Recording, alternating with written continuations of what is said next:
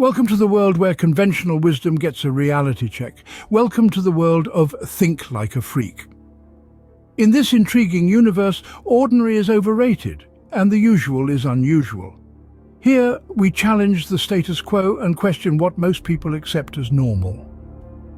This is the realm of Think Like a Freak, a groundbreaking book that compels us to view the world from a radically different perspective.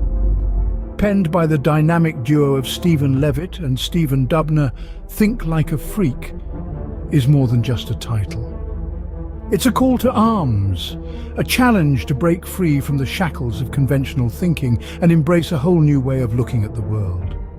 Levitt, an economist with a knack for the offbeat, and Dubner, a journalist with a flair for the unexpected, joined forces to turn the world of economics on its head.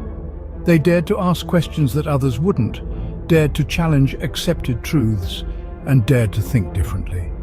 Their unique approach to economics is not about complex equations or arcane theories. Instead, it's about applying a fresh perspective to everyday problems and finding innovative solutions. It's about unleashing the freak in you. This book isn't your average economics tome.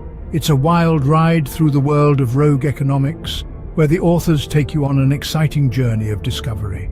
Here you'll learn to question everything, to challenge the status quo, and to think like a freak. So who are these rogue economists? Stephen Levitt is a renowned economist, known for his unconventional approach to economic theory. Stephen Dubner, on the other hand, is a gifted writer and journalist with a knack for storytelling.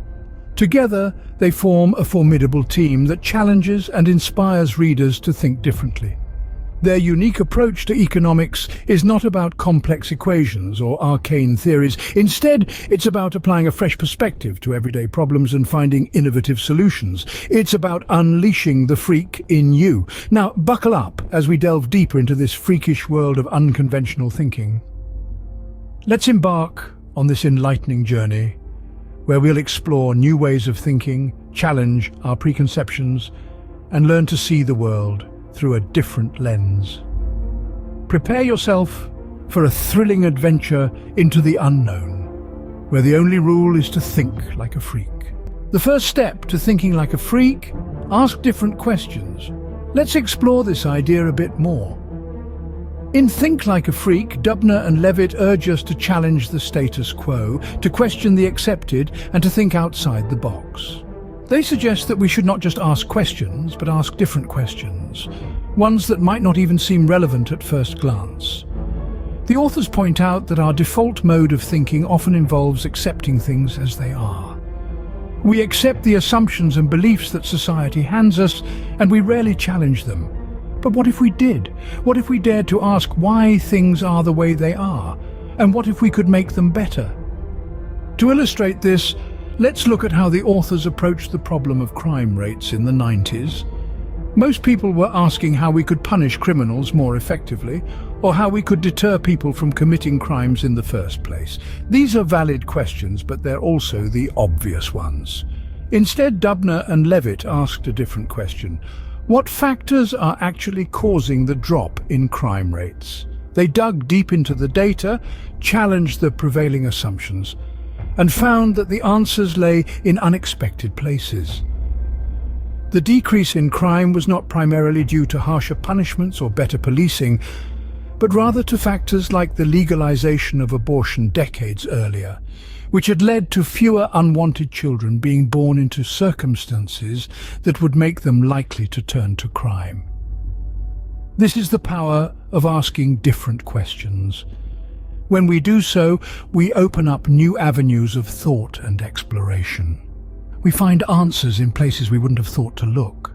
So the next time you're faced with a problem, whether it's in your personal life, your work, or even a societal issue, don't just ask the obvious questions.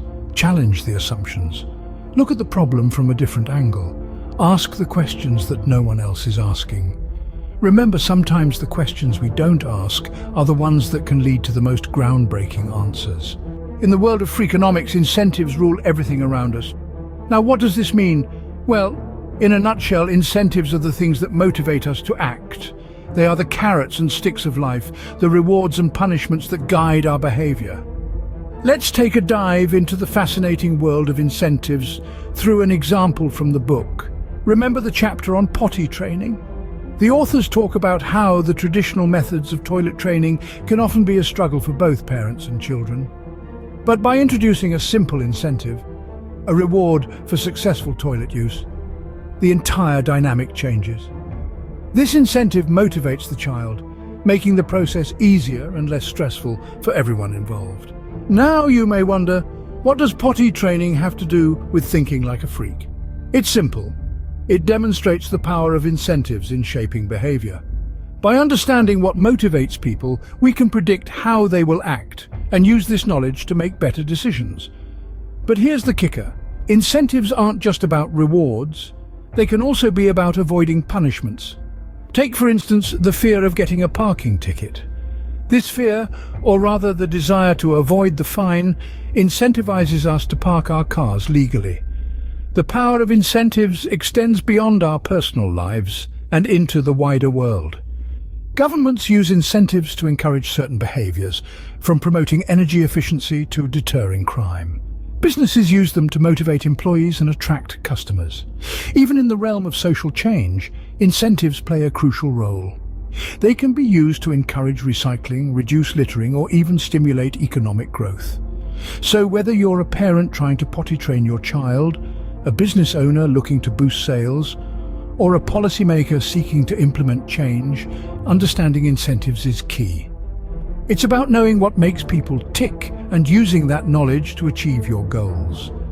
Incentives, when understood and used correctly, can be a powerful tool for change. In the world of freakonomics, they truly do rule everything around us. So, the next time you're faced with a decision, ask yourself, what's the incentive here? You might just find that it changes the way you think. In a world that values certainty, "I don't know" can be a powerful phrase. This is a mantra that authors Stephen J. Dubner and Stephen Levitt ardently stand by in their book, Think Like a Freak. They argue that acknowledging our ignorance is not a sign of weakness, but rather a launching pad for learning and discovery. In a society that prizes those who seem to have all the answers, admitting ignorance can feel like a blow to our ego. But the authors challenge this notion, emphasizing that it's impossible for any one person to hold all the knowledge in the world. They encourage us to embrace the phrase, "I don't know," and see it not as an admission of defeat, but as an opportunity to learn something new.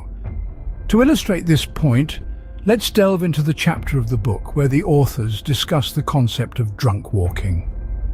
The idea might seem absurd at first, but it's an example of how the authors use unconventional situations to challenge our preconceived notions and encourage us to question what we think we know. In this chapter, they analyze the risks of walking home drunk versus driving home drunk. Most of us would instinctively say that walking is safer, but the authors challenge this assumption. By crunching the numbers and looking at the data, they find that per mile, drunk walking is actually more dangerous. This example illustrates the power of admitting what we don't know. Our initial assumptions were challenged, and by embracing our ignorance, we were able to learn something new and surprising. It's a powerful lesson in checking our biases at the door and approaching every situation with an open and inquisitive mind. As we navigate through life, it's crucial to remember that it's okay not to have all the answers. Indeed, the authors argue that the most significant discoveries often come from a place of not knowing. So the next time you're faced with a problem or a question you can't answer, don't be afraid to say, "I don't know." It might just open the door to a world of new knowledge. As the authors put it, the 3 hardest words in the English language, they might just be, "I don't know." Why has Think Like a Freak resonated with so many readers around the world? It's a question that deserves some exploration. The book's impact is far-reaching, with its influence extending beyond academic circles into the realms of business, politics, and even personal decision-making. One of the reasons why Think Like a Freak has made such a mark is its call to embrace critical thinking. We live in a world where information is abundant, but wisdom is rare. The book encourages us to sift through the noise, to question assumptions, and to dissect problems. It urges us not to take things at face value, but to delve deeper, to look for hidden layers, and to question the obvious. The book also champions creativity. It tells us that the answers to the world's most pressing problems won't be found in the same old places. It nudges us to think outside the box, to challenge norms, and to come up with innovative solutions. By doing so, it sparks a flame of creativity that has the power to illuminate even the darkest corners of our minds. More than anything, Think Like a Freak offers a fresh perspective on everyday problems. It suggests that sometimes the best way to solve a problem is to redefine it. By looking at issues from a different angle, we can uncover solutions that were right in front of us all along. It's this fresh perspective that has struck a chord with readers, providing them with a new lens through which to view the world. In the hustle and bustle of modern life, Think Like a Freak serves as a reminder that it's okay to be different, to go against the grain, and to embrace the unconventional. It's about letting go of preconceived notions and embracing the unknown. In the end, Think Like a Freak isn't just a book, it's an invitation to see the world differently, to challenge the status quo and to unleash the freak in all of us. It's a call to action that has resonated with readers around the globe, inspiring a new generation of thinkers who are ready to change the world, one freakish idea at a time.